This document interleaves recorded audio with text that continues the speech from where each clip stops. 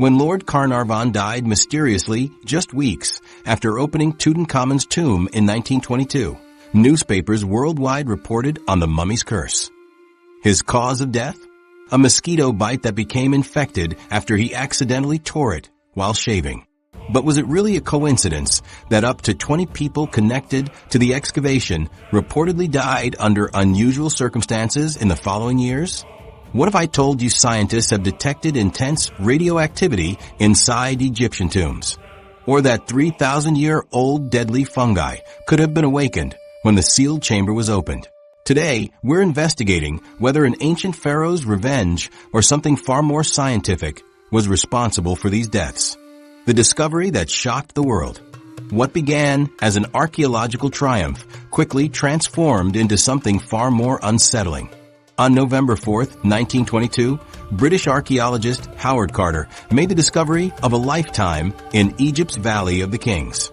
After searching for nearly 6 years, excavating countless tons of sand and rock, Carter's persistence paid off when his team uncovered a stone step carved into the valley floor. Carter had been hired by the wealthy British aristocrat Lord Carnarvon to search for the tomb of Tutankhamun, a pharaoh who died young and whose final resting place remained a mystery. Many experts believed all the tombs in the Valley of the Kings had already been discovered.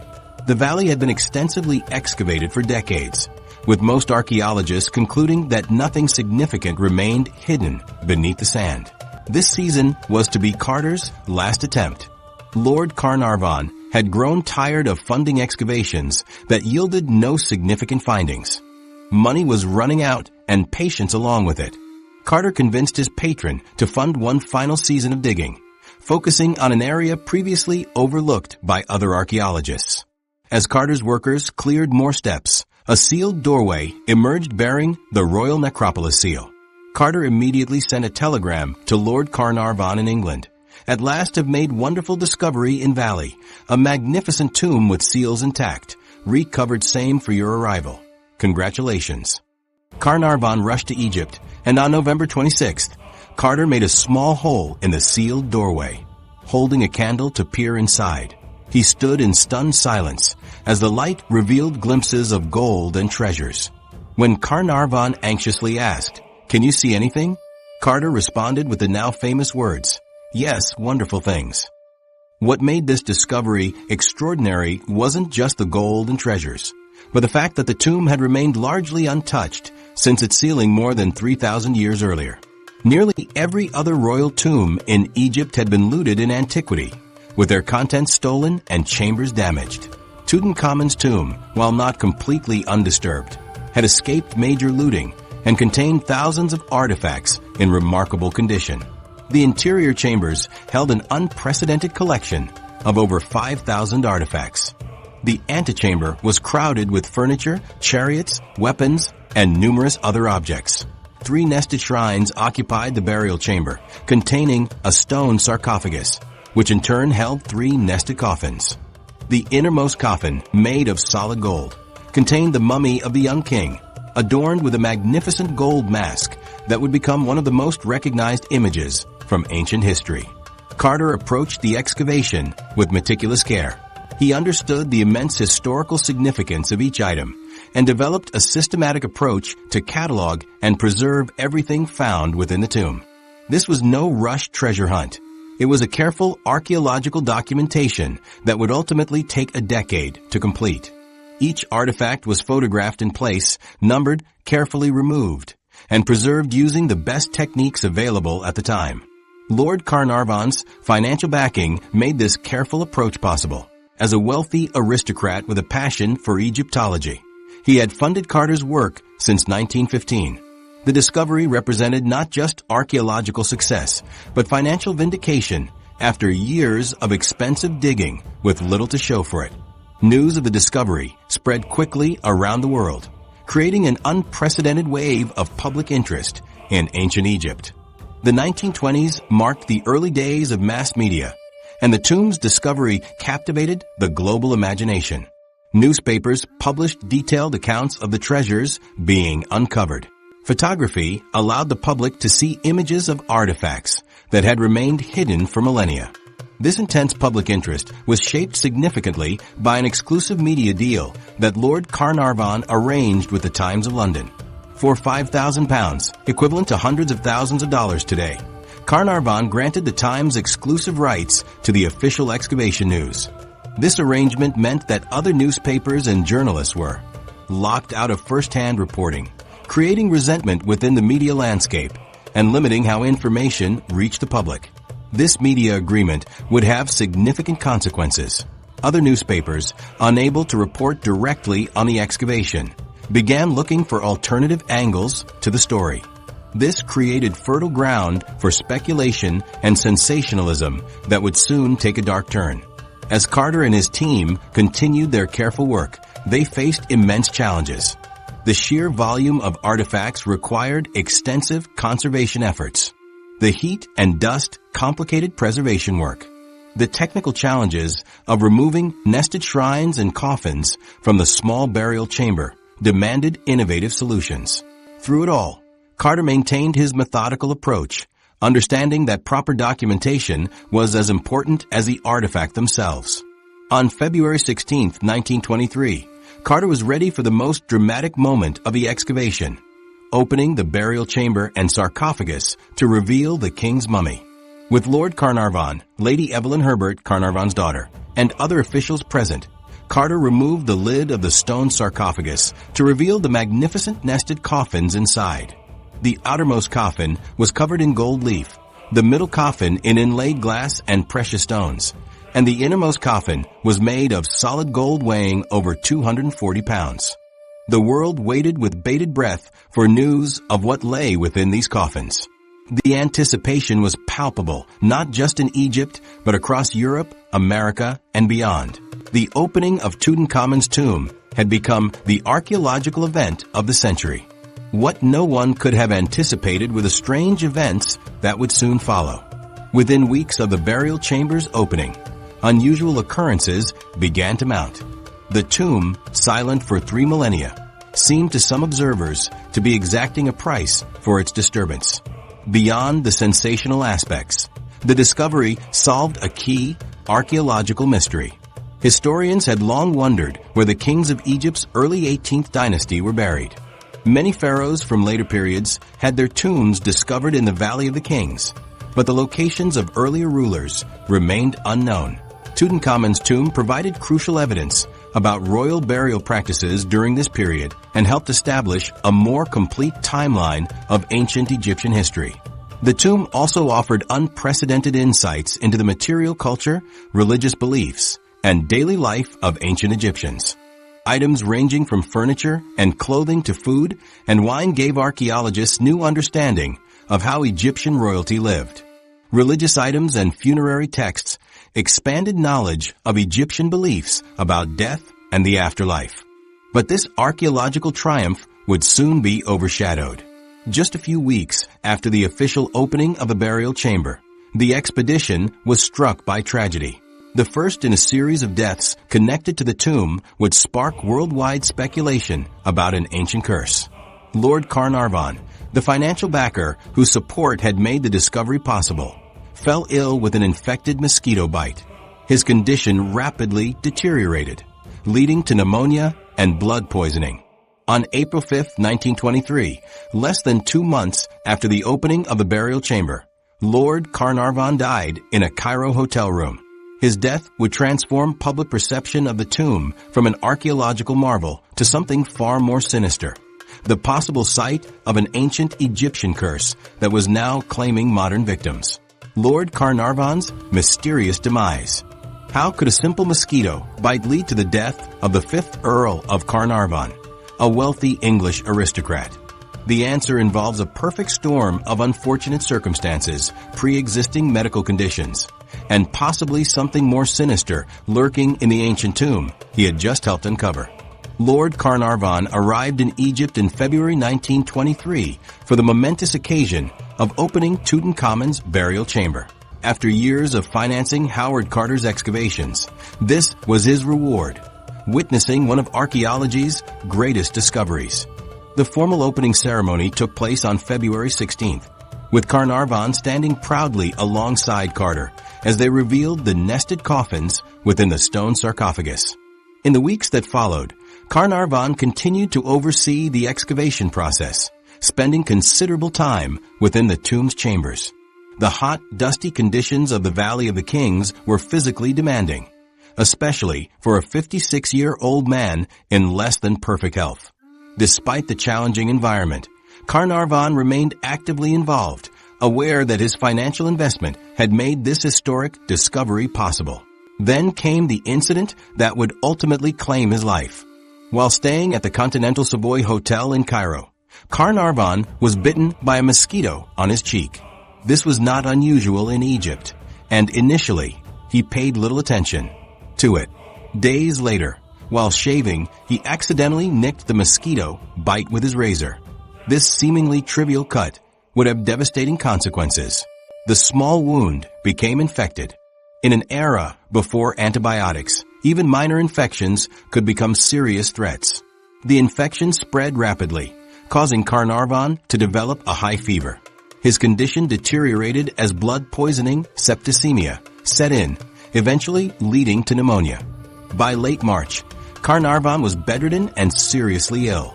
What made this particular infection so dangerous for Carnarvon was his already compromised health. In 1901, more than 20 years earlier, he had survived a serious automobile accident in Germany. The crash had left him with lasting respiratory problems and chronic pain. His lungs never fully recovered, making him especially vulnerable to respiratory infections. During the cold, damp English winters, Carnarvon often traveled to Egypt partly for health reasons, seeking the warmer, drier climate to ease his breathing difficulties.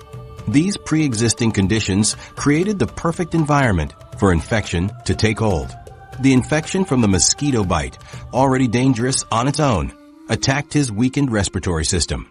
Modern doctors reviewing his case suggest that his compromised lung function made him particularly susceptible to pneumonia, which developed as a secondary infection after the initial blood poisoning. As news of Carnarvon's declining health spread, Egyptian and British doctors were called to his bedside.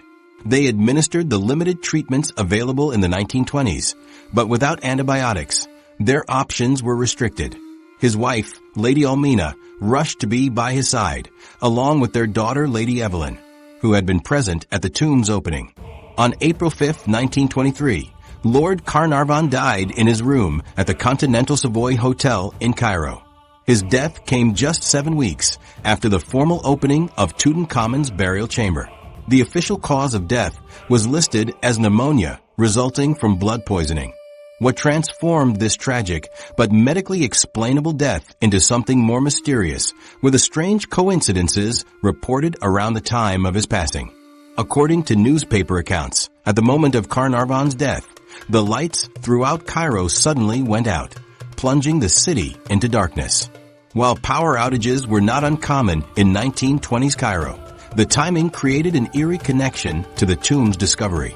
Even more unsettling were reports from Carnarvon's home estate in England, Highclere Castle.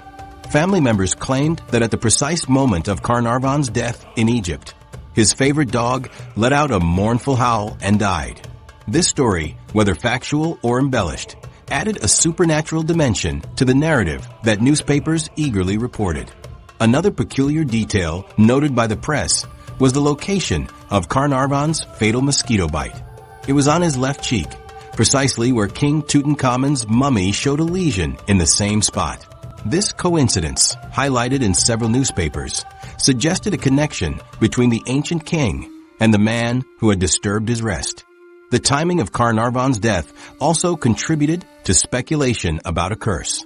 Just 6 weeks before his passing, British novelist Marie Corelli had published a warning in the New York World newspaper stating, "The most dire punishment follows any rash intruder into a sealed tomb." This prescient-seeming statement, combined with Carnarvon's subsequent death, helped cement the idea of a mummy's curse in the public imagination. Medical professionals of the time conducted what examinations they could, though the autopsy was not as thorough as modern standards would require. Egyptian doctors who treated Carnarvon in his final days noted the severe infection and resulting pneumonia, but found nothing that would suggest anything beyond natural causes. albeit from an infection that turned unusually virulent. When examined through the lens of modern medicine, Carnarvon's death appears to be a case of an opportunistic infection in an immunocompromised individual. His pre-existing respiratory weakness, combined with his age and the physical strain of working in the tomb, created conditions where even a minor infection could become life-threatening. Some modern researchers have proposed that Carnarvon's fatal infection may actually have originated within Tutankhamun's tomb itself. The sealed chamber, undisturbed for over 3,000 years, could have harbored ancient bacterial or fungal spores that remained dormant until the tomb was opened. When Carnarvon spent time in the tomb's confined space, he may have inhaled these pathogens, which found a ready host in his weakened respiratory system. Specifically, certain types of mold spores commonly found in ancient tombs can cause aspergillosis, a fungal infection that primarily affects the lungs and can be deadly for individuals with pre-existing respiratory conditions.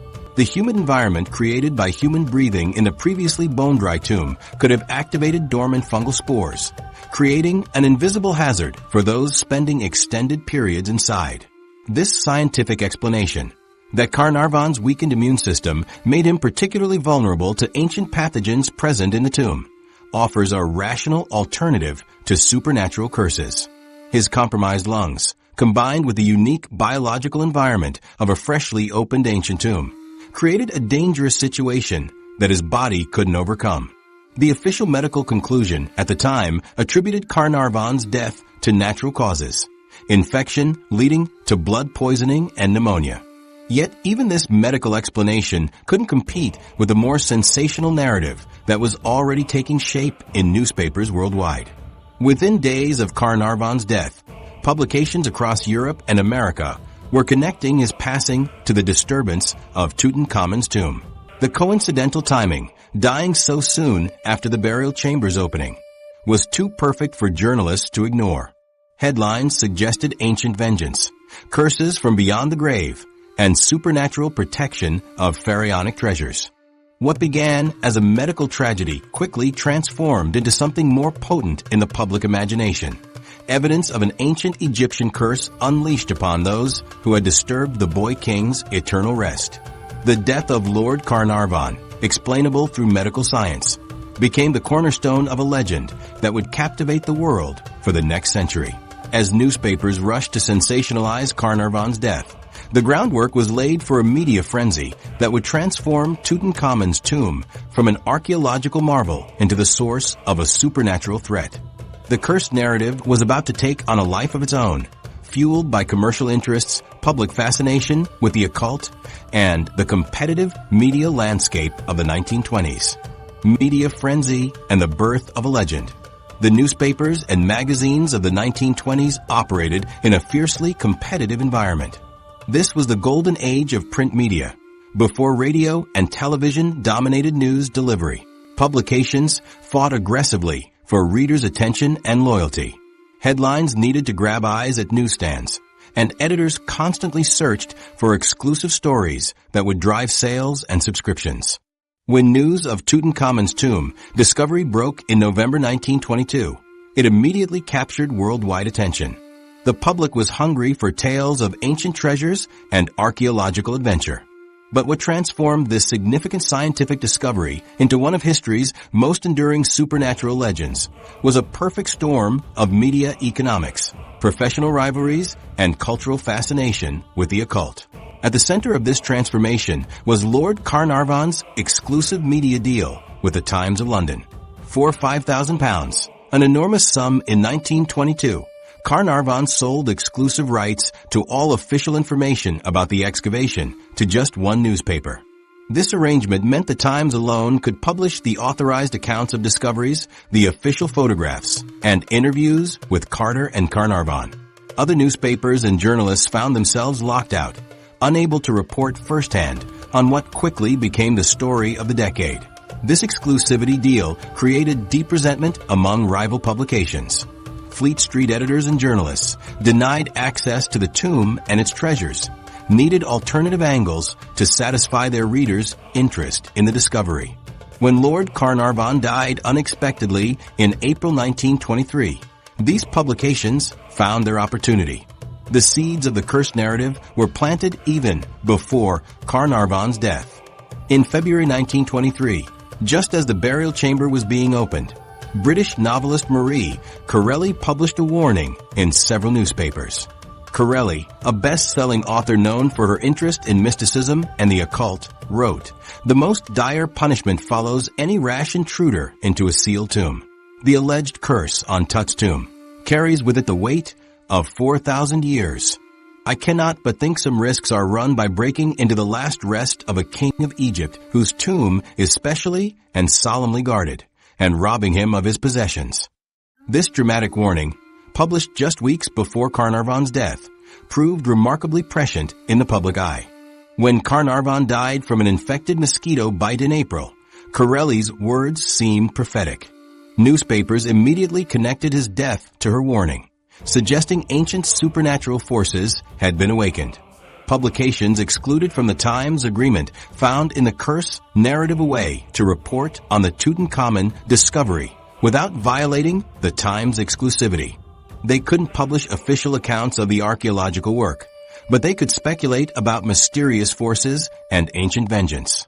This alternative angle proved enormously popular with readers who were already primed by decades of mummy fiction that portrayed Egyptian artifacts as sources of supernatural danger.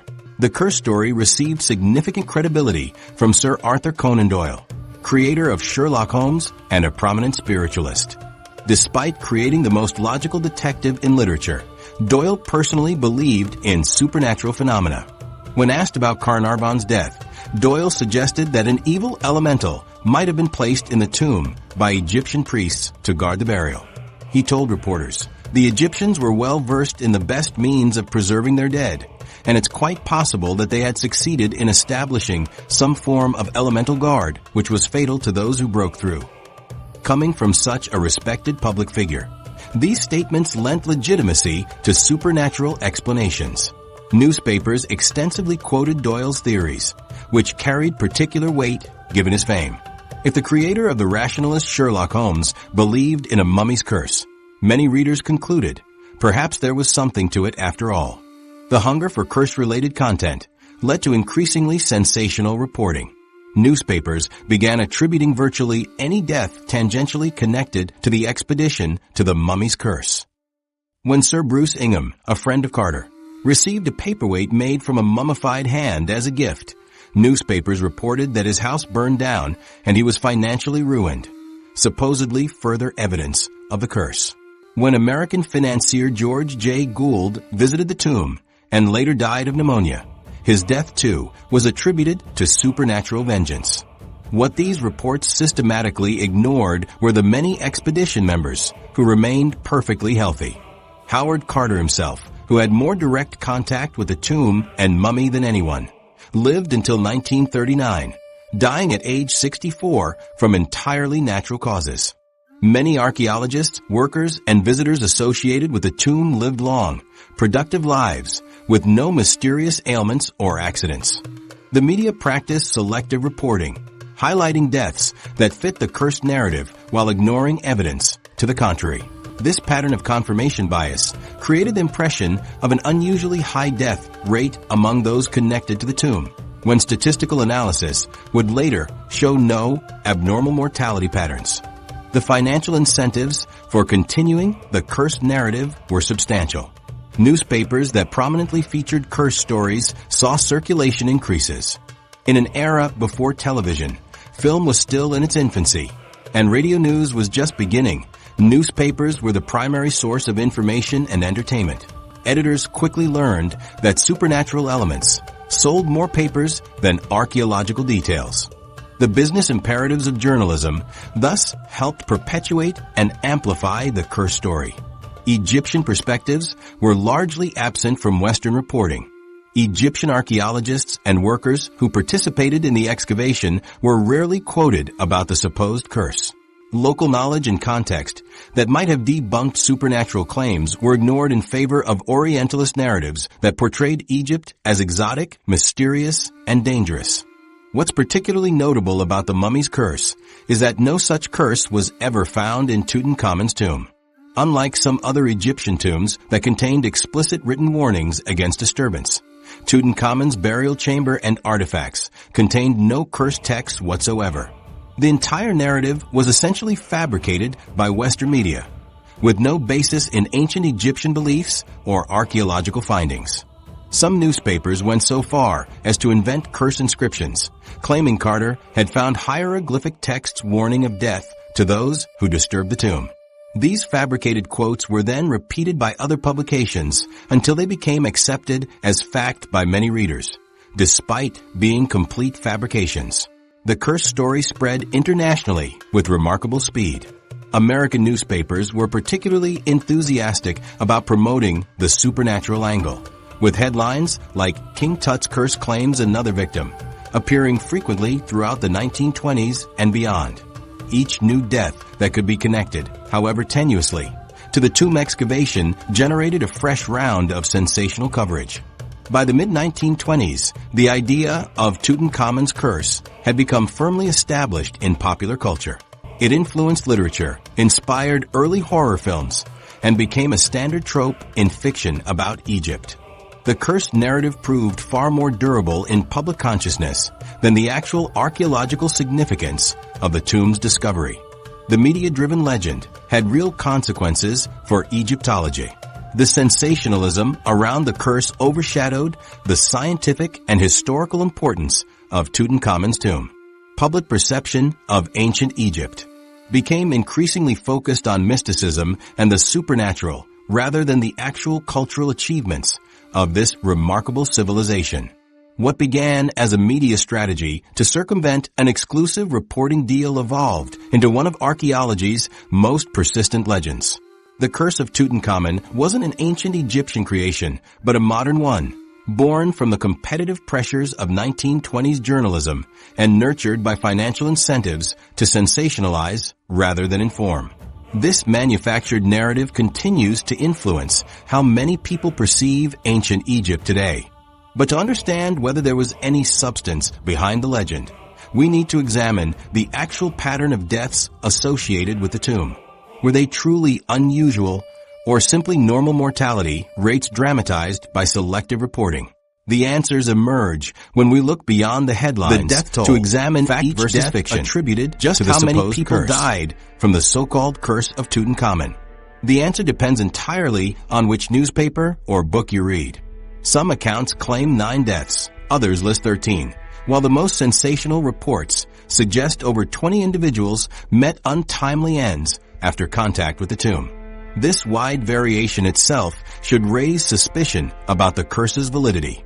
To properly assess these claims, we need to examine each reported death individually rather than accepting the pattern at face value. When we scrutinize the evidence, a very different picture emerges from the sensational headlines that captivated the public in the 1920s and beyond. Let's start with the deaths most commonly cited as evidence for the curse. Following Lord Carnarvon's passing in April 1923, newspapers eagerly reported on other fatalities they could link to the tomb. George J. Gould, an American railroad executive who visited the tomb in early 1923, died of pneumonia several months later in France. While newspapers presented this as clear evidence of the curse, they neglected to mention that Gould had been in poor health for years before his visit to Egypt. Perhaps the most frequently cited victim after Carnarvon was Carter's secretary, Richard Bethel. In November 1929, 6 years after the tomb's opening, Bethel was found dead in his bed at a London club.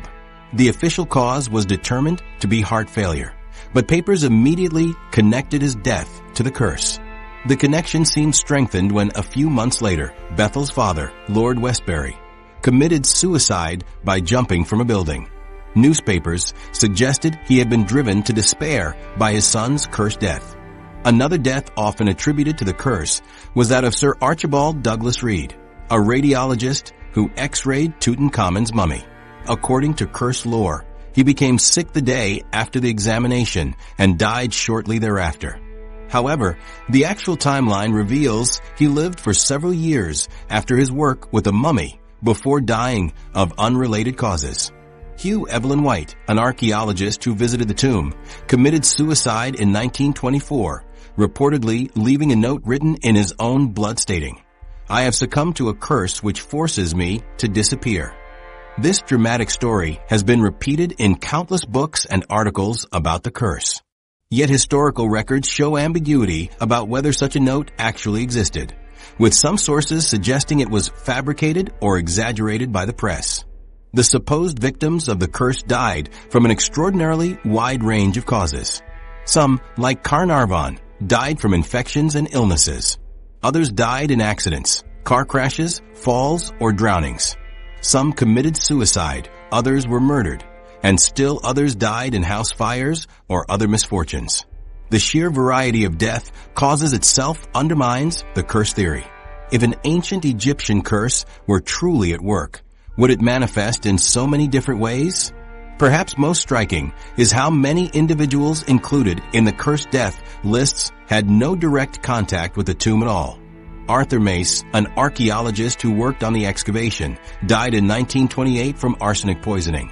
But this was a known occupational hazard from the chemicals used to preserve artifacts, not a supernatural occurrence. James Henry Breasted, an Egyptologist who merely visited the site, died of infection in 1935, 12 years after the tomb's opening. Even more tenuous connections were drawn to build up the death toll.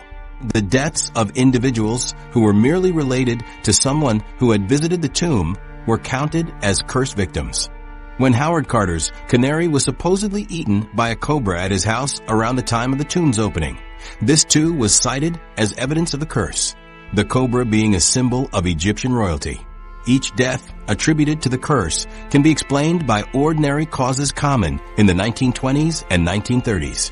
Infections were far more deadly in the pre-antibiotic era. Travel was more dangerous. Cancer and heart disease went undetected until advanced stages. The average life expectancy in that period was significantly lower than today, making deaths among middle-aged and elderly expedition members statistically unremarkable. When subjected to statistical analysis, the pattern of deaths shows nothing unusual. Herbert Winlock, director of the Metropolitan Museum of Art, conducted one of the first rational assessments in 1934. He identified 22 people who were present when the tomb was opened or when the mummy was examined. Of these individuals, only 6 had died in the decade following the discovery, a mortality rate consistent with or even below what would be expected for a group of mostly middle-aged men in that era. More recent statistical analyses have confirmed Winlock's conclusion. Mark Nelson, a professor of epidemiology, published a study in the British Medical Journal in 2002 examining the survival of 44 Westerners identified as being present in Egypt during the excavation. His research found no pattern of premature death among those exposed to the tomb compared to those who weren't. The most compelling evidence against the curse may be Howard Carter himself. As the lead archaeologist, Carter had the most extensive contact with the tomb and mummy, spending years working directly with the artifacts. If anyone should have fallen victim to a curse, it would have been Carter.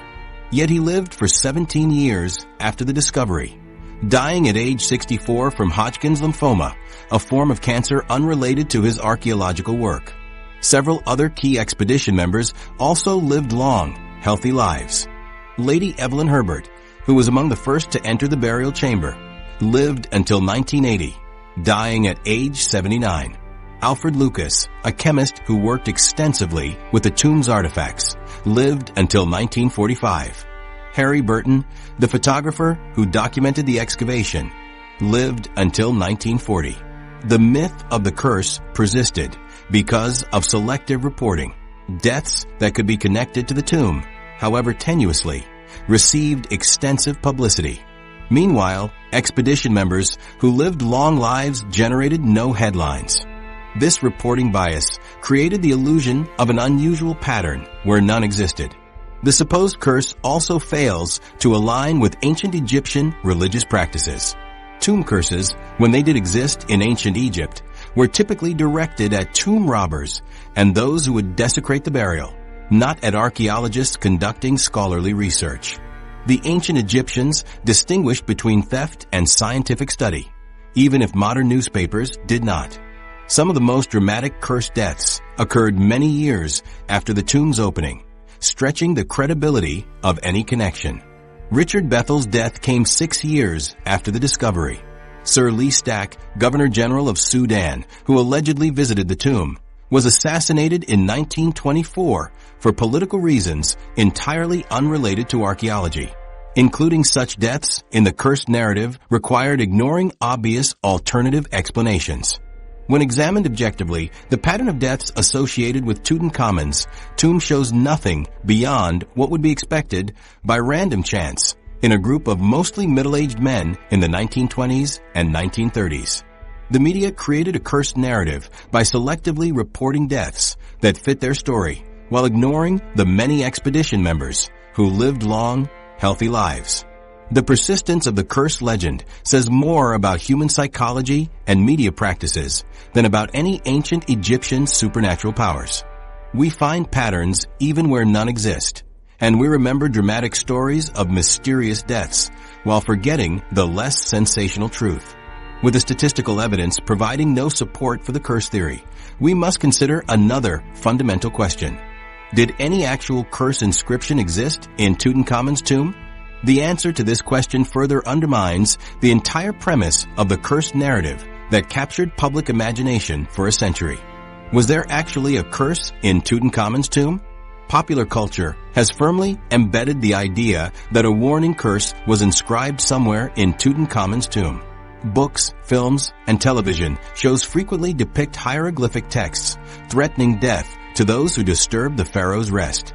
This supposed curse inscription has become so entrenched in public imagination that many people assume it must have existed. The reality, however, contradicts this widespread belief. No cursed text was ever found anywhere in Tutankhamun's tomb. Not on the walls, not on the sarcophagus, not on any artifact. Howard Carter and his team documented every inscription in the tomb with meticulous care. They photographed, transcribed, and translated all hieroglyphic texts found throughout the burial complex. None contained anything resembling a curse or supernatural threat against those who entered. This absence is particularly striking given the tomb's remarkable state of preservation. Unlike many Egyptian royal tombs that were extensively damaged by ancient looters, Tutankhamun's burial chamber remained largely intact. The walls retained their painted scenes and inscriptions, the sarcophagus was undamaged, and thousands of artifacts were present in their original positions. If a curse had been inscribed anywhere in the tomb, archaeologists would have found it. Carter himself addressed this fact in his excavation notes. He expressed surprise at how the idea of a curse had spread despite no textual evidence supporting it. In his official publication on the tomb, he makes no mention of any curse inscriptions because there simply weren't any to report. Other Egyptologists who studied the tomb's texts confirmed this absence. No reputable archaeological publication has ever identified cursed texts in Tutankhamun's tomb because none existed. What makes this absence particularly notable is that curse inscriptions did occasionally appear in other Egyptian tombs. The ancient Egyptians sometimes included warnings against tomb robbers and those who would desecrate burials. These authentic tomb curses, however, differed significantly from the supernatural vengeance depicted in popular culture. Actual Egyptian tomb curses were primarily practical deterrents against theft and vandalism rather than threats of supernatural retaliation. They typically involved warnings that the gods would punish wrongdoers through normal legal and religious mechanisms, not through mysterious deaths or accidents. These curses were directed specifically at those who would steal from or damage the tomb, not at archaeologists or others who might enter with respectful intentions. A genuine Egyptian tomb curse from the Old Kingdom tomb of Kentika, Ekeki at Saqqara reads, "As for anyone who will enter this my tomb unwashed, having eaten the abominations which the spirit abhors, and without having cleansed himself as he would cleanse himself for a god, I shall seize him like a goose, putting fear into him." This text threatens spiritual consequences for those who enter without proper ritual purification, but makes no mention of death or physical harm. Another authentic curse from the Middle Kingdom tomb of Herware warns, "As for anybody who will enter this tomb impurely, or who will take anything from it by force, the judges shall judge him, the great God shall oppose him, and I shall seize his neck like a bird." Again, the punishment is framed in terms of divine and legal judgment rather than mysterious deaths. Perhaps the most strongly worded authentic tomb curse comes from the tomb of Ankhtifi at Emoala. "Any ruler who wishes to be pious, and who shall maintain my monument, shall be the beloved of the god Re. But as for anyone who shall destroy any part of this, the crocodile shall be against him on the water, the snake shall be against him on land, and the hippopotamus shall be against him on the water." This text threatens specific dangers, but frames them as divine responses to deliberate tomb desecration, not as punishment for archaeological investigation. The absence of any cursed text in Tutankhamun's tomb didn't prevent newspapers from claiming one existed. Within weeks of Lord Carnarvon's death, several publications reported that Carter had found an inscription reading, "Death shall come on swift wings to him who disturbs the peace of the king." This dramatic text was quoted extensively and became widely accepted as the authentic curse of Tutankhamun. The problem? This inscription never existed. Carter never reported finding such a text, and it appears nowhere in the comprehensive documentation of the tomb's contents. The quote was apparently fabricated by a newspaper reporter seeking to capitalize on public interest in the curse narrative. Despite being a complete invention, this fictional curse text continues to be quoted as authentic even in some modern publications. Other newspapers went further, publishing what they claimed were translations of extensive curse texts from the tomb walls. These elaborate curses described supernatural vengeance in terms that would have been completely foreign to ancient Egyptian religious thinking. Yet without access to the actual tomb texts, most readers had no way to verify these claims and accepted them as factual. The disconnect between archaeological reality and public perception widened as fictional portrayals reinforced the curse concept. Early horror films featured mummies returning to life to exact vengeance on those who disturbed their tombs. Novels dramatized fictional curse texts that were far more theatrical than anything found in actual Egyptian tombs. These fictional accounts shaped public understanding of Egyptian beliefs far more than archaeological publications. This gap between fact and fiction demonstrates how cultural narratives can overpower scientific evidence. Despite the complete absence of cursed texts in Tutankhamun's tomb, the cursed story proved too compelling to abandon. It fulfilled psychological needs for mystery and supernatural explanation that pure archaeology could not satisfy. What makes this fabrication particularly problematic is how it misrepresents ancient Egyptian culture and religious beliefs. Real Egyptian funerary texts focused on ensuring the deceased's successful journey to the afterlife, not on threatening potential tomb intruders. The Book of the Dead and other authentic Egyptian religious texts contain elaborate instructions for navigating the afterlife, but very little about cursing those who might disturb the burial. The ancient Egyptians certainly valued tomb preservation and took practical steps to prevent looting, including hidden chambers, false passages, and heavy stone blocking. They sometimes included written warnings about divine punishment for tomb robbers. But the concept of a tomb automatically triggering supernatural deaths among those who entered it regardless of their intentions is a modern invention with little basis in Egyptian theology. Some scholars have suggested that the absence of a curse in Tutankhamun's tomb is particularly significant given his status. As a young king who died unexpectedly, his burial arrangements may have been hastily completed. The absence of elaborate protective texts might reflect the rushed nature of his interment rather than standard practice for royal tombs of his era. The fundamental fact remains: no curse inscription was ever found in Tutankhamun's tomb. This single truth undermines the entire premise of the cursed narrative that captured public imagination for a century. The supposed curse of Tutankhamun was built on a foundation that simply did not exist in archaeological reality. If no actual curse existed, how do we explain the deaths that occurred among those connected to the expedition? If supernatural vengeance wasn't at work, What might have caused Lord Carnarvon's fatal infection and the other deaths associated with the tomb? To answer these questions, we need to turn to science rather than superstition. Modern scientific analysis suggests several potential explanations for the deaths associated with the tomb. Ancient sealed environments can harbor dangers invisible to the naked eye, but potentially lethal under certain circumstances. From dormant fungal spores to toxic substances used in mummification, Tutankhamun's tomb may have contained very real threats, not supernatural curses, but biological and chemical hazards preserved for millennia in its sealed chambers. Ancient pathogens, the fungi theory. Could tiny, invisible organisms have survived for 3 millennia inside Tutankhamun's tomb, lying dormant until the moment Howard Carter and his team broke the ancient seals? This question has fascinated scientists investigating a biological explanation for the so-called curse. When archaeologists opened Tutankhamun's tomb in 1922, they created a unique environmental disruption. For over 3,000 years, the burial chamber had remained largely sealed from the outside world. Despite minor intrusions by ancient tomb robbers, the innermost chambers preserved an environment essentially unchanged since the 14th century BCE.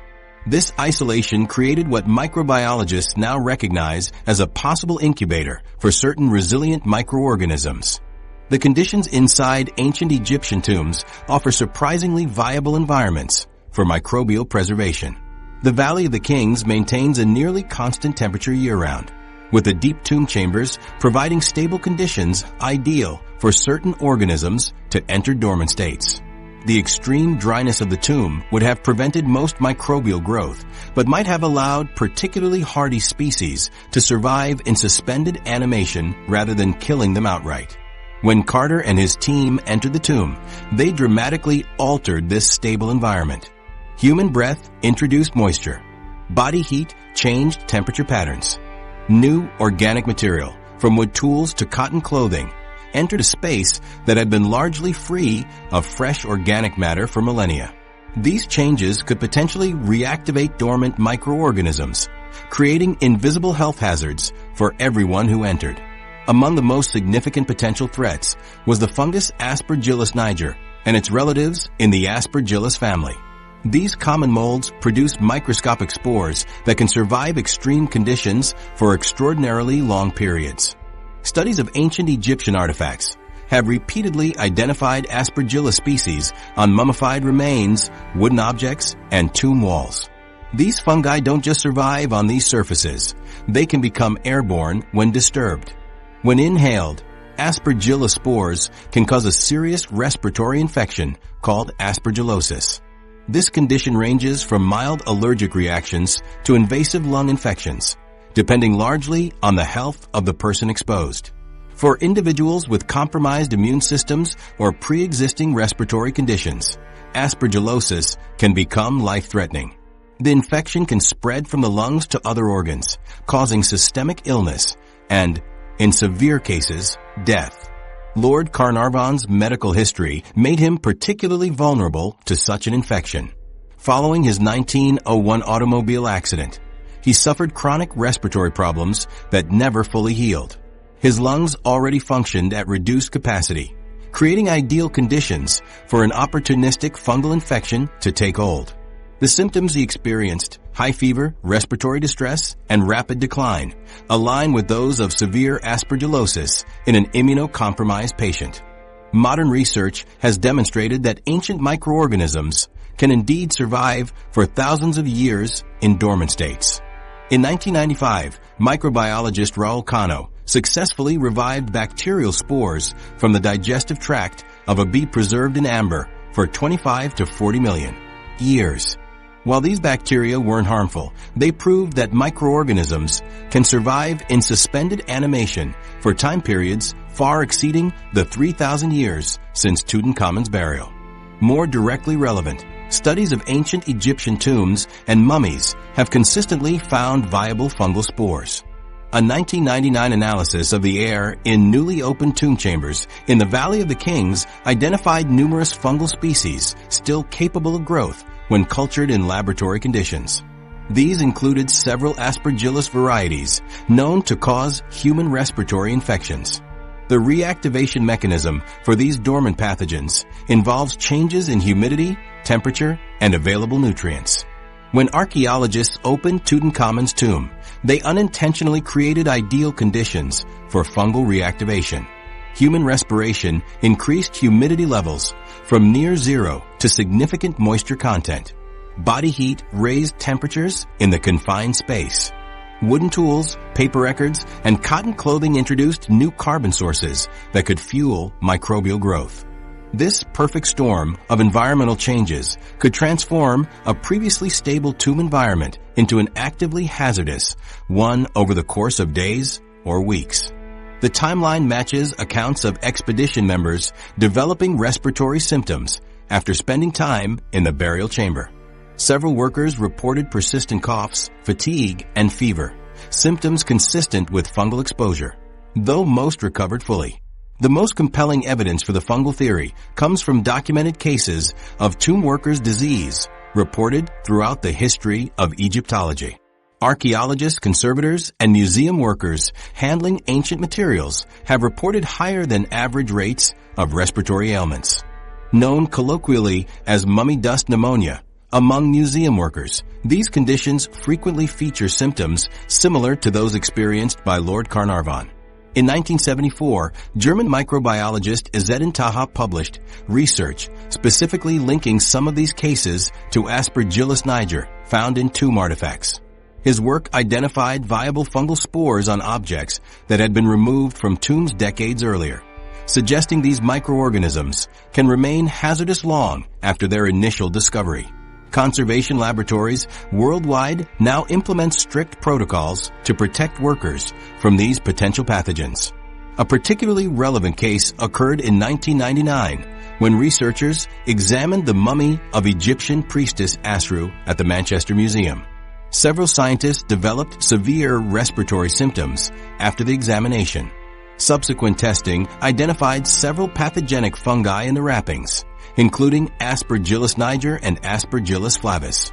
The researchers' symptoms matched those of fungal respiratory infections, strengthening the connection between ancient remains and modern illness. Beyond fungi, ancient tombs may harbor other biological hazards. Certain bacteria form highly resistant endospores capable of surviving extreme conditions for centuries or millennia. When these bacterial spores encounter favorable conditions, they can reactivate and multiply. Some pathogenic bacteria, including those causing tetanus and anthrax, produce particularly resilient spores that might theoretically survive in a tomb environment. The organic materials in Tutankhamun's tomb provided potential reservoirs for these pathogens. The mummy itself, along with wooden artifacts, food offerings, textile wrappings, and plant materials, could harbor microbial spores. When these objects were disturbed, handled, and exposed to new environmental conditions, dormant microorganisms could become airborne and infectious. What makes the pathogen theory particularly compelling is its alignment with the pattern of documented illnesses. Those who spent the most time in the confined space of the burial chamber, like Howard Carter and other core team members, likely developed immunity through gradual exposure. Occasional visitors, like Lord Carnarvon, who entered the newly opened chamber without prior exposure, faced the highest risk of acute infection. This scientific explanation offers a rational alternative to supernatural curses. Aspergillus and other fungi present a scientifically plausible mechanism by which the tomb environment could have caused illness and death among those exposed to it. The varying susceptibility of different individuals explains why some died while others remained healthy despite similar exposure. Modern archaeological practices now account for these biological hazards. Teams working in ancient tombs typically use protective masks, ventilation systems, and strict hygiene protocols to minimize exposure to potentially harmful microorganisms. Conservation facilities implement similar precautions when handling artifacts from sealed environments. The fungi theory represents just one potential scientific explanation for the mysterious illnesses associated with Tutankhamun's tomb. While microbial pathogens might account for respiratory ailments like those that killed Lord Carnarvon, They don't explain all the deaths attributed to the curse. Other environmental hazards may have contributed to the pattern of illness and mortality among those connected to the excavation. Among these additional hazards, radiation stands out as a particularly intriguing possibility. Recent scientific studies have detected elevated radiation levels in certain Egyptian tombs and artifacts.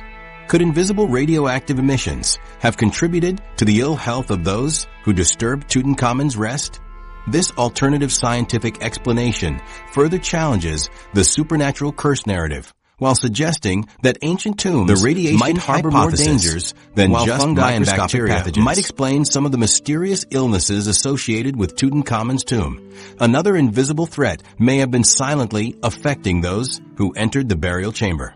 Recent scientific studies have detected surprisingly high levels of radiation in certain Egyptian tombs, sarcophagi, and artifacts, suggesting an environmental hazard that the ancient Egyptians could never have recognized. In 2006, researchers from the National Research Institute of Astronomy and Geophysics in Egypt conducted radiation measurements at various archaeological sites. Their findings revealed radiation levels in some tombs and around certain pyramids that significantly exceeded normal background levels.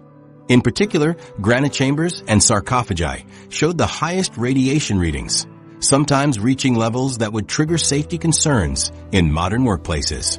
These elevated radiation levels correlate with some troubling health statistics. Both ancient mummies and modern Egyptian populations show higher than average rates of certain cancers, particularly affecting blood, bone marrow, and lymphatic systems. These cancers are precisely the types most commonly associated with chronic radiation exposure. Analysis of ancient Egyptian remains has identified unusual rates of leukemia and related blood disorders that puzzle medical archaeologists. The radiation detected in Egyptian tombs comes primarily from natural sources rather than artificial contamination. Granite, widely used in ancient Egyptian monumental architecture and sarcophagi, naturally contains uranium and thorium. These radioactive elements exist in trace amounts in most granite worldwide, but Egyptian granite from quarries in Aswan has been found to contain particularly high concentrations. When Egyptian craftsmen carved sarcophagi and burial chambers from this granite, they unknowingly created structures that would emit low levels of radiation for thousands of years. The smooth, polished surfaces of sarcophagi actually increased radiation emission by removing outer layers of stone that might otherwise have blocked some radioactive particles.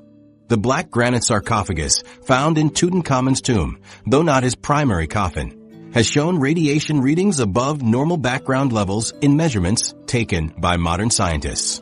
Similar elevated readings have been detected from the granite burial chamber of the Great Pyramid and numerous other royal tombs throughout Egypt. Beyond granite, other materials used in Egyptian tombs also contain naturally occurring radioactive elements. Certain mineral pigments used in tomb paintings contain uranium compounds, which give them their vibrant yellows and reds even after thousands of years. These pigments, when fresh, would have emitted more significant radiation than they do today. Perhaps most concerning is the potential for radon gas accumulation in sealed underground chambers. Radon, a colorless, odorless radioactive gas, forms naturally when uranium in stone decays. In well-ventilated spaces, radon disperses harmlessly into the atmosphere. In sealed environments like tombs, however, it can accumulate to dangerous levels. When archaeologists break the seals on an ancient tomb that has remained closed for millennia, they potentially release concentrated pockets of radon gas. Upon entering these chambers, they expose themselves to this accumulated radiation. Modern studies have shown that radon exposure increases the risk of lung cancer and other respiratory conditions, precisely the types of ailments reported among some tomb visitors. The symptoms of chronic radiation exposure align with several of the reported illnesses among those connected to Tutankhamun's excavation. Early signs include fatigue, weakness, and increased susceptibility to infection, all symptoms noted by various expedition members. Longer-term exposure can lead to cancer, particularly affecting blood-forming organs, which matches the cause of Howard Carter's eventual death from lymphoma in 1939. Lord Carnarvon's fatal infection might have been exacerbated by radiation-induced immune suppression. While the immediate cause of his death was blood poisoning from an infected mosquito bite, radiation exposure could have weakened his immune system, making him more vulnerable to the infection that ultimately killed him. Scientific measurements taken at specific Egyptian archaeological sites have produced concerning results. At tombs in Saqqara, radiation levels have been measured at up to 1.7 millisieverts per year, nearly twice the international safety standard for public exposure. Inside the Red Pyramid at Dashur, readings reached 2.1 millisieverts per year. Most alarming were measurements taken inside certain granite sarcophagi, where radiation levels occasionally exceeded 5 millisieverts per year. For comparison, modern radiation safety standards typically limit public exposure to 1 millisievert per year beyond natural background radiation. Workers in nuclear facilities are limited to 20 millisieverts annually. While the levels in Egyptian tombs generally fall below occupational limits, they significantly exceed what would be considered safe for continuous public exposure today. The cumulative effect of radiation exposure depends on both intensity and duration. Brief visitors to tombs face minimal risk, but archaeologists who spend months or years working in these environments could potentially accumulate concerning radiation doses.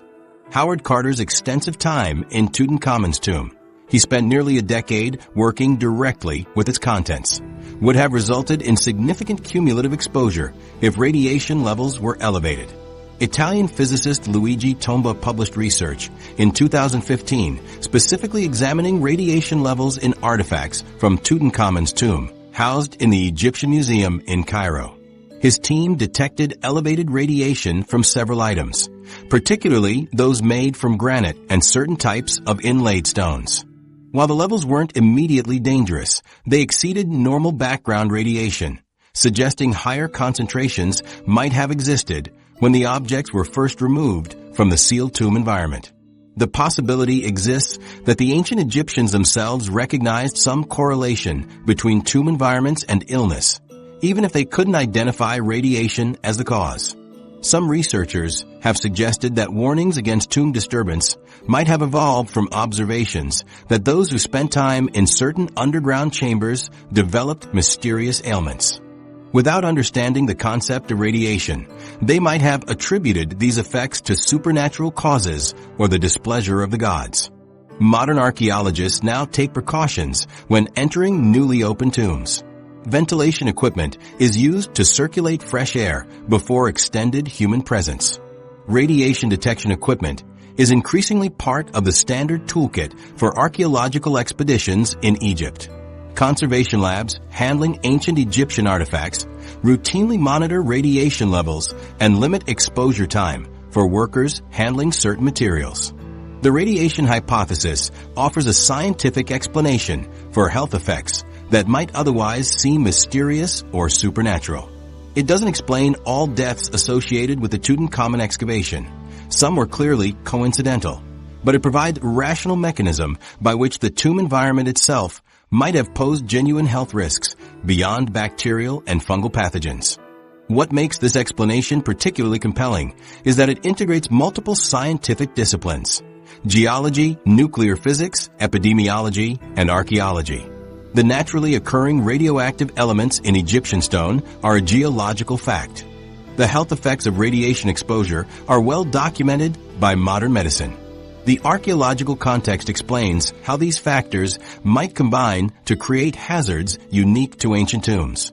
The possibility that ancient Egyptians unknowingly incorporated radioactive materials into their tombs creates an ironic twist to the curse narrative. While no supernatural forces may have protected the pharaoh's rest, the physical materials chosen to house the royal remains might have inadvertently created hazards for those who disturbed them millennia later. This wouldn't be a curse in the supernatural sense, but rather an unintended consequence of geological factors unknown to ancient builders. Beyond radiation, other chemical hazards might have lurked in the tomb environment. The mummification process utilized numerous substances now recognized as toxic. Preservation techniques employed organic compounds that could degrade into harmful chemicals over centuries. These toxic substances represent yet another potential scientific explanation for the mysterious illnesses associated with Tutankhamun's tomb. Toxic substances in the burial chamber. Ancient Egyptian embalmers were skilled chemists, though they wouldn't have used that term. They worked with dozens of substances to preserve bodies and artifacts for eternity, creating complex mixtures of natural compounds that effectively prevented decay. When archaeologists opened Tutankhamun's tomb in 1922, they unwittingly exposed themselves to these chemical compounds that had remained sealed in the burial chamber for over 3 millennia. The mummification process itself relied on natron, a natural salt mixture, to dehydrate the body. But numerous other substances were applied during the elaborate preservation rituals. Resins derived from plants like pistacia and cedar were heated and applied to the body and wrappings. These resins, when fresh, released volatile organic compounds that ancient embalmers would have recognized as strong odors. After thousands of years in a sealed environment, these compounds might have transformed into different chemical structures with unknown properties. Analysis of materials from other Egyptian mummies has identified beeswax, plant oils, animal fats, bitumen, a petroleum product, and various gums and resins. Each of these organic substances can degrade over time, especially in the presence of moisture, heat, or bacterial action. This degradation process can create secondary compounds that weren't present when the tomb was sealed. Some of these breakdown products include formaldehyde, formic acid, and phenol, all substances now recognized as hazardous to human health. Tutankhamun's tomb contained thousands of artifacts beyond the mummy itself. Food offerings, furniture, clothing, weapons, cosmetics, and ritual objects filled the burial chambers. The organic components of these items, wood, leather, textiles, food remains, provided ideal substrates for chemical reactions over the centuries. When exposed to the changed environment after the tomb's opening, these chemically altered materials might have released toxic substances into the air. Perhaps most concerning were the decorative elements in the tomb. Ancient Egyptian artisans used mineral pigments to create the vibrant paintings covering the burial chamber walls and many artifacts. These pigments frequently contained toxic heavy metals. Red and yellow pigments often contained mercury sulfide cinnabar or arsenic compounds, orpiment and realgar. Green paint frequently used copper arsenite, while certain blue pigments contained cobalt. White paint sometimes incorporated lead compounds. Over centuries, the chemical bonds in these pigments could weaken, potentially releasing mercury, arsenic, and lead particles into the tomb environment. When archaeologists entered and began working in the space, they disturbed these surfaces, potentially creating dust containing these toxic elements. Inhalation of even small amounts of these heavy metals can cause serious health problems, from neurological damage to kidney failure. The golden artifacts that made Tutankhamun's tomb so spectacular presented their own hazards. Gold itself is chemically inert, but ancient Egyptian goldsmiths frequently used mercury in the gilding process. Mercury was also used to separate gold from other minerals during purification. Traces of mercury might have remained on golden objects, slowly vaporizing in the sealed environment over centuries. Mercury vapor is colorless and odorless, but highly toxic when inhaled, causing neurological symptoms that could be mistaken for other illnesses. Additionally, the decomposition of organic materials in the sealed tomb would have generated various gases. Bacteria breaking down proteins produce hydrogen sulfide, recognizable by its distinctive rotten egg smell. This gas is toxic in high concentrations, causing respiratory irritation, headaches, and at significant levels, unconsciousness. Decomposing nitrogenous materials release ammonia, which irritates the eyes, skin, and respiratory system. These gases would have accumulated in the sealed tomb over centuries, creating a potentially dangerous atmosphere when first opened. Modern chemical analysis has identified numerous volatile organic compounds, VOCs, emitted from ancient Egyptian artifacts. A 2021 study examining gases released from museum-held mummies detected more than 100 different VOCs, including several classified as hazardous air pollutants. These included formaldehyde, acetaldehyde, and various organic acids that can cause respiratory irritation and other health problems with prolonged exposure.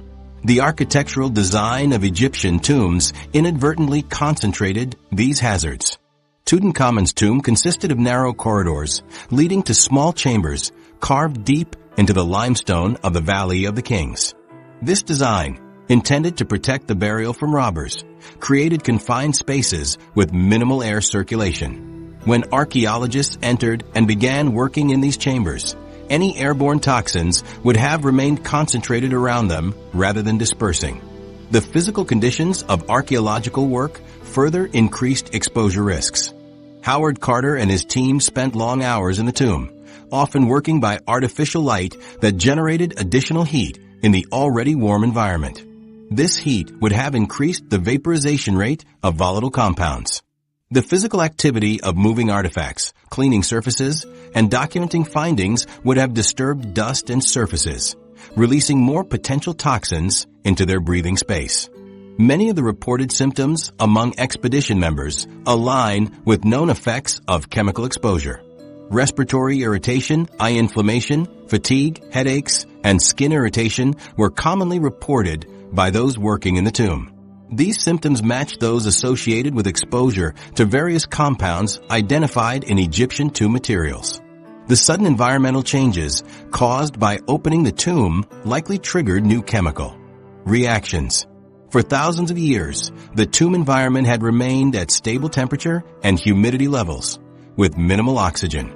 The introduction of outside air with different humidity, oxygen levels, and potentially even modern pollutants could have catalyzed reactions among previously stable compounds. This phenomenon has been observed in other archaeological contexts, where seemingly inert materials become reactive upon exposure to changed conditions. Lord Carnarvon's fatal infection might have been complicated by chemical exposure that weakened his immune response or irritated his respiratory system. The mosquito bite that became infected might have been more vulnerable to infection because of chemical-induced inflammation or reduced immune function. His pre-existing respiratory problems would have made him particularly susceptible to airborne irritants in the tomb atmosphere. In the decades following Tutankhamun's discovery, archaeologists and museum workers frequently reported what became known as mummy dust disease, respiratory ailments associated with handling ancient Egyptian artifacts. This condition is now understood to result from a combination of fungal spores, chemical irritants, and potentially toxic dust from degraded artifacts. Modern conservation facilities implement strict protocols to protect workers from these hazards, including ventilation systems, protective equipment, and limited exposure time. Perhaps most significantly, ancient Egyptian priests and embalmers themselves recognized the hazards of their preservation work. Historical records indicate they experienced occupational illnesses associated with mummification chemicals. Some wore primitive masks of cloth while preparing bodies and working with certain substances, suggesting an empirical understanding of chemical hazards even without modern scientific knowledge. The toxic substances hypothesis offers a scientifically plausible explanation for health effects experienced by those exposed to the tomb environment. Unlike supernatural curses, chemical toxicity follows established cause and effect relationships that can be tested and verified. The specific symptoms reported by expedition members align with known effects of compounds present in Egyptian tombs. The confined space and extended exposure duration would have amplified these effects. The combined effects of biological pathogens, radiation, and toxic chemicals create a comprehensive scientific framework for understanding the so-called curse. Rather than a single cause, those who became ill after exposure to Tutankhamun's tomb likely experienced multiple environmental hazards working together. These interacting factors created health risks that, while not supernatural, were real and potentially deadly, especially for individuals like Lord Carnarvon with pre-existing health vulnerabilities. While these scientific explanations account for the observed pattern of illnesses, they lack the dramatic appeal of a pharaoh's curse. The human tendency to seek patterns and attribute intention to random events helps explain why the curse narrative persisted despite mounting scientific evidence for natural causes. This psychological phenomenon, known as confirmation bias, plays a crucial role in how we interpret unusual events and construct narratives around them. Confirmation bias and pattern recognition. Our brains excel at spotting patterns. This ability helped our ancestors identify predator tracks, recognize edible plants, and navigate using stars. But this remarkable pattern recognition system comes with a significant downside. We often detect patterns even when they don't actually exist. This psychological tendency explains much of why the Tutankhamun curse narrative proved so compelling despite its scientific implausibility. When Lord Carnarvon died shortly after the tomb's opening, the human mind naturally connected these events. The timing created a perfect opportunity for pattern recognition to activate. Our brains prioritize causation over coincidence, especially when events occur in close succession. This connection became the foundation for what psychologists now call confirmation bias.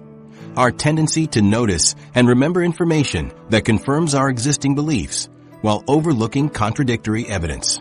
Once newspapers established the initial connection between Carnarvon's death and the tomb, confirmation bias took over. Any subsequent death that could be linked to the expedition, however tenuously, strengthened the cursed narrative in public perception. Meanwhile, the dozens of expedition members who remained perfectly healthy generated no headlines and thus faded from public awareness. This selective attention created the illusion of an unusual pattern of deaths where statistical analysis shows none existed. The availability heuristic further reinforced this false pattern. This mental shortcut causes us to overestimate the likelihood of events that readily come to mind. Dramatic deaths reported sensationally in newspapers became easily accessible in memory, while information about those who lived long, healthy lives after visiting the tomb wasn't similarly embedded in public consciousness. This created a distorted perception of risk associated with the tomb. Consider the contrasting cases of Howard Carter and Lord Carnarvon. Carter had far more direct contact with the tomb and mummy than anyone else, spending nearly a decade working with the artifacts. If a curse existed, he should have been its primary victim. Yet he lived for 17 years after the discovery, dying of natural causes at age 64. This contradictory evidence received far less attention than Carnarvon's death because it didn't fit the established narrative pattern. Statistical analysis reveals another psychological phenomenon at work: our poor intuitive understanding of randomness and clusters. Random events often naturally group together, creating apparent patterns that have no causal connection. In any large group of middle-aged men in the 1920s, several would die from various causes over a decade simply by chance. When we pay special attention to a specific group, like those connected to Tutankhamun's tomb, normal mortality statistics can appear unusual or meaningful when they're actually typical. Human psychology shows a strong preference for explanations involving intention rather than randomness. We find it more satisfying to believe that deaths occurred because of a pharaoh's curse, an intentional cause, rather than random coincidence or complex biological factors. Intentional explanations provide a sense of order and comprehensibility to otherwise chaotic events. This preference for intentional explanations has deep evolutionary roots. Assuming agency behind unusual events, like rustling bushes, was safer for our ancestors than dismissing potential threats. The cursed narrative also provided emotional satisfaction by suggesting a moral order to the universe. The idea that disturbing a tomb would result in supernatural punishment appealed to a sense of cosmic justice. People found comfort in believing that actions have appropriate consequences, even if delivered through supernatural means. This moral framework made the curse story more psychologically appealing than explanations involving fungal spores or toxic chemicals. Cultural beliefs about death and the afterlife significantly influenced interpretations of events surrounding the tomb. Western societies in the 1920s experienced a surge of interest in spiritualism and the occult following the mass casualties of World War I and the 1918 influenza pandemic. Many people, having lost loved ones, became more receptive to ideas about spirits and supernatural forces. This cultural context created fertile ground for the cursed narrative to take root. The specific timing of Tutankhamun's discovery also played a role in the curse's psychological appeal. The 1920s marked a period of rapid scientific advancement and increasing secularization that challenged traditional beliefs.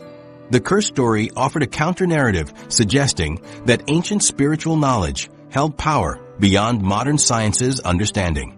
This tension between scientific and supernatural explanations reflected broader cultural anxieties about modernity.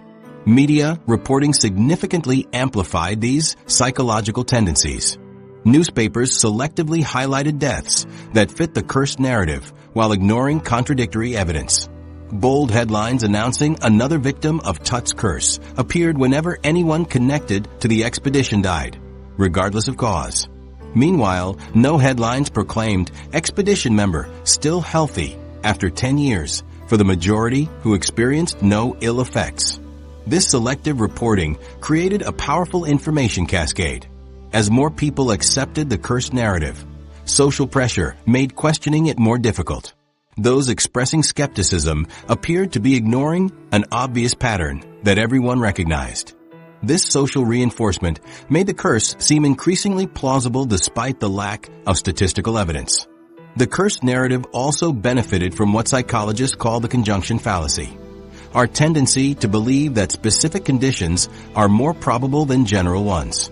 People found it more believable that Lord Carnarvon died because he disturbed a pharaoh's tomb protected by a curse, a specific detailed story, than the simpler explanation that Lord Carnarvon died from an infected mosquito bite, a general common occurrence. The additional details of the curse made the explanation seem more rather than less likely, contrary to statistical probability. Another cognitive factor supporting the curse belief was the anchoring effect. Once the idea of a curse became established, people's thinking remained anchored to this explanation even when presented with scientific alternatives.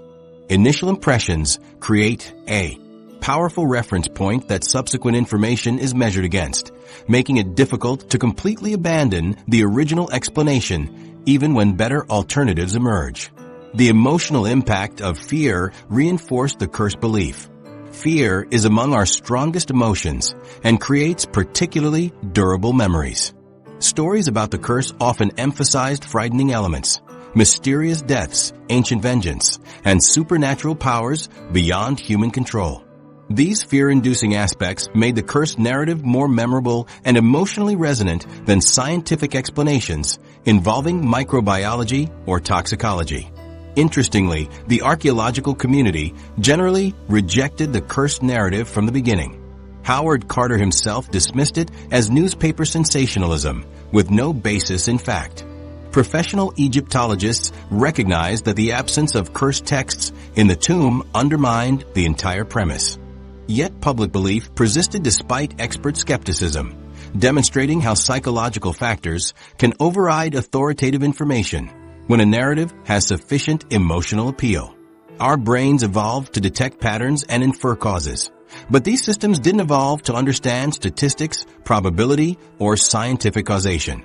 When faced with complex, multifactorial events like the deaths associated with Tutankhamun's tomb, we naturally gravitate towards simple, intentional explanations rather than complex, systemic ones.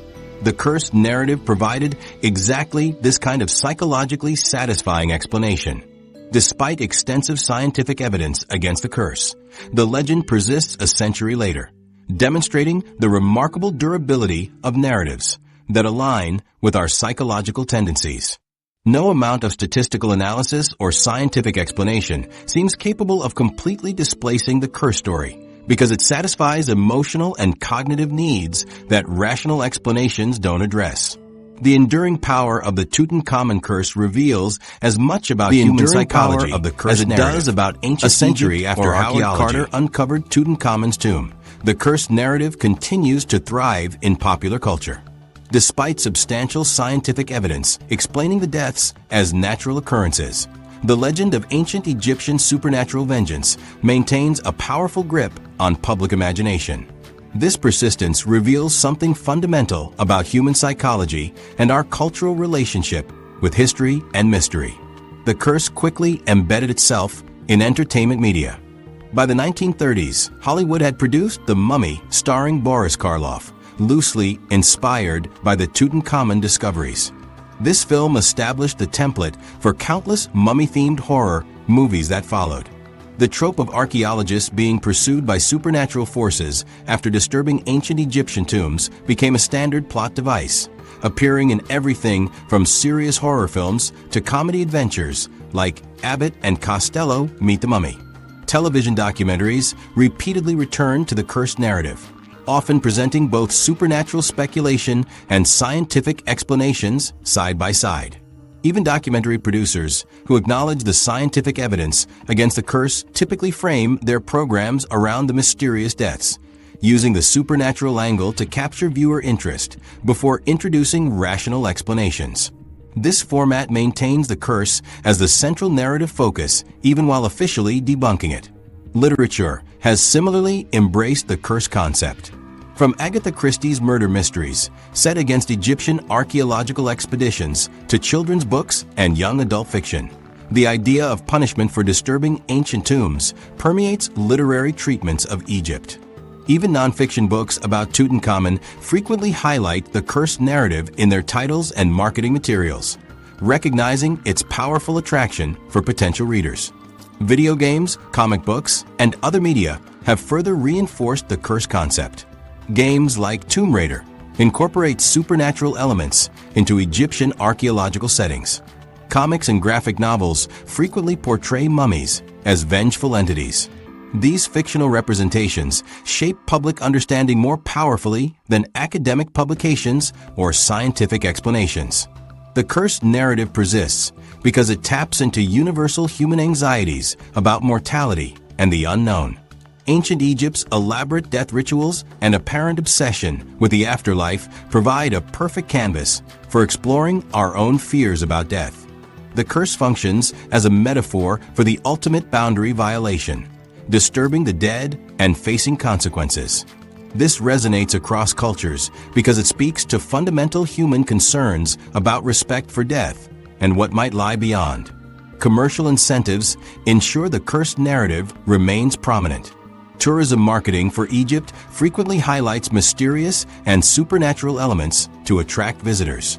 Museum exhibitions about Tutankhamun emphasize the dramatic story of the discovery and the subsequent mysterious deaths. Gift shops sell books, replicas, and souvenirs that reference the curse directly or indirectly. The financial value of maintaining the mysterious elements of ancient Egypt incentivizes continuing emphasis on the curse narrative. The movie industry particularly benefits from perpetuating the curse concept.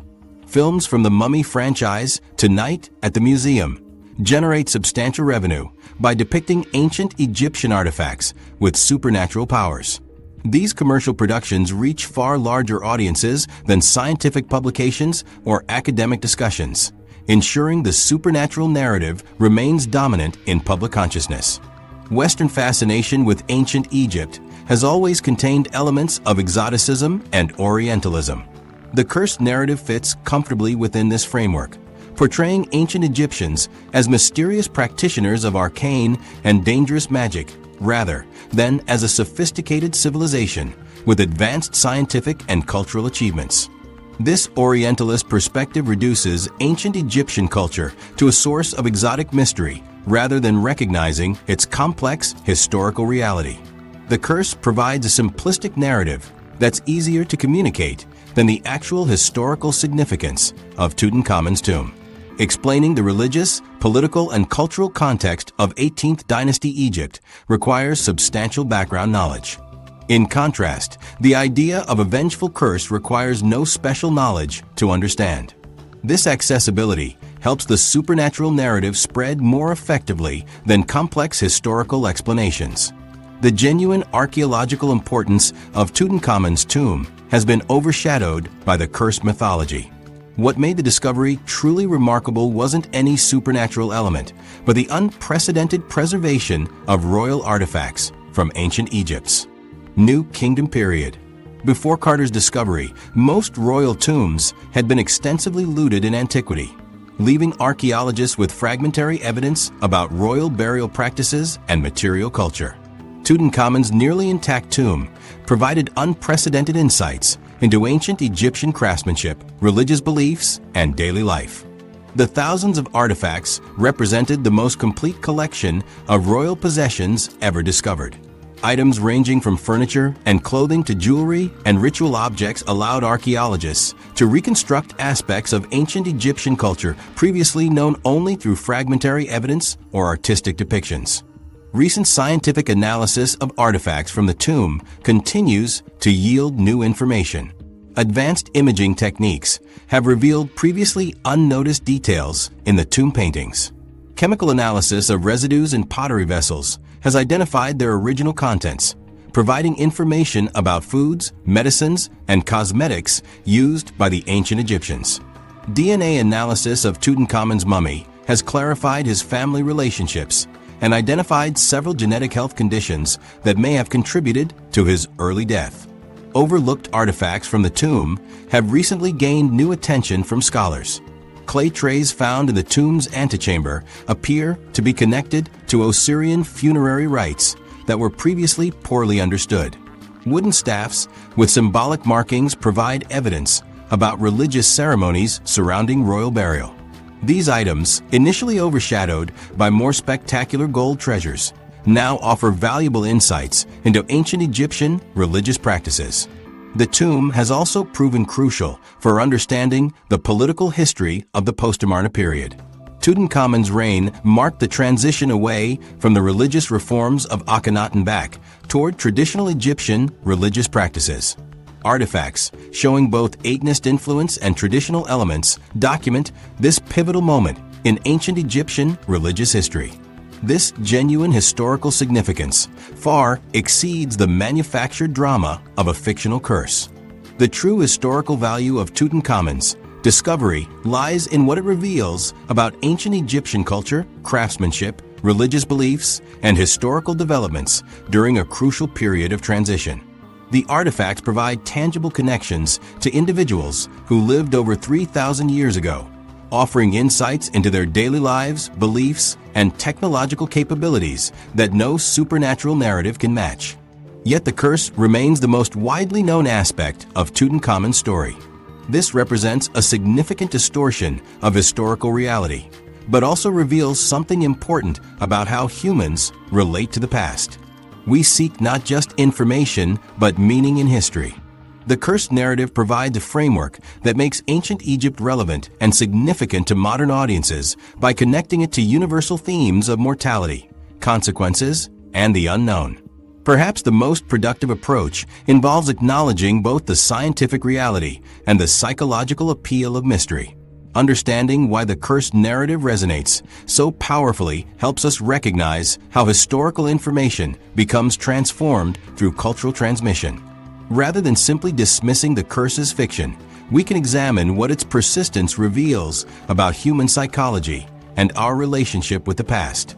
The scientific explanations for the deaths associated with Tutankhamun's tomb, from fungal pathogens to toxic substances, are themselves fascinating windows into how ancient environments interact with modern visitors. These scientific narratives can be presented not as dry debunkings, but as equally compelling alternatives that maintain the sense of wonder while respecting historical accuracy. As we contemplate ancient Egyptian attempts to secure immortality through elaborate burial practices, we find ourselves still engaging with Tutankhamun's legacy a century after his tomb's discovery. The true wonder isn't found in fictional curses, but in this genuine connection across millennia. A young king's burial, preserved through extraordinary circumstances, continues to fascinate us and reveal new insights about an ancient civilization that in many ways set the foundation for our own. After examining the evidence, it seems clear that the deaths associated with Tutankhamun's tomb resulted from natural causes rather than supernatural forces. Ancient fungi, radioactive minerals, and toxic chemicals preserved in the sealed environment created genuine health hazards for those who entered. What's fascinating is that ancient Egyptians may have empirically recognized these dangers without understanding their scientific causes, encoding warnings as religious prohibitions against tomb disturbance. While the cursed narrative captured public imagination, the true significance of Tutankhamun's tomb lies in what it reveals about an extraordinary civilization, their artistic achievements, religious beliefs, and technological capabilities. These authentic insights connect us more meaningfully with our human past than any supernatural tale.